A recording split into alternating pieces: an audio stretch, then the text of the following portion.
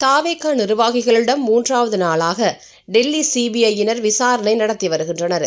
இதில் தாவேகா பொதுச் செயலாளர் ஆனந்த், ஆதவ் அர்ஜுனா மற்றும் நிர்மல்குமார் ஆகியோர் நேரில் ஆஜராகினர். கரூர் கூட்ட நெரிசல் சம்பவம் தொடர்பாக சிபிஐ அதிகாரிகள் குழு கரூரில் முகாமிட்டு தீவிர விசாரணை நடத்தி வருகின்றனர்.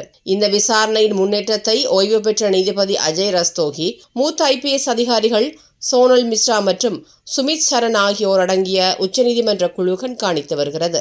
இந்த விசாரணை தொடர்பாக தாவேகா பொதுச் செயலாளர் ஆனந்த், நிர்வாகிகள் ஆதவ் அர்ஜுனா, நிர்மல்குமார், கரூர் மாவட்ட செயலாளர் மதியழகன் ஆகியோர் சிபிஐ முன்பு ஆஜராகி விளக்கம் அளித்தனர். இதனை அடுத்து ஆனந்த், ஆதவ் அர்ஜுனா, CT நிர்மல்குமார், கரூர் மாவட்ட செயலாளர் மதியழகன் ஆகியோருக்கு டெல்லியில் உள்ள சிபிஐ அலுவலகத்தில் நேரில் ஆஜராகுமாறு சிபிஐ சம்மன் அனுப்பியது. அதன்படி ஆதவ் அர்ஜுனா உள்ளிட்ட 4 பேரும் டெல்லியில் உள்ள சிபிஐ தலைமை அலுவலகத்தில் ஆஜராகினர்.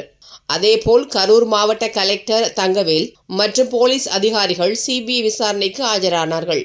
சிபிஐ அதிகாரிகள் சுனில்குமார் தலைமையிலான குழுவினர் இவர்களிடம் கிடுக்குப்பிடி விசாரணை நடத்தியதாக கூறப்படுகிறது. இந்நிலையில் தாவேகாவின் தேர்தல் பிரச்சார மேலாண்மை பொதுச் செயலாளர் ஆதவ் அர்ஜுனா, பொதுச் செயலாளர் ஆனந்த், நிர்மல்குமார் உள்ளிட்டோரிடம் டெல்லி சிபிஐ கடந்த 2 நாட்களாக விசாரணை நடத்திய நிலையில் இன்று 3வது நாளாக விசாரணை நடத்தப்படுகிறது.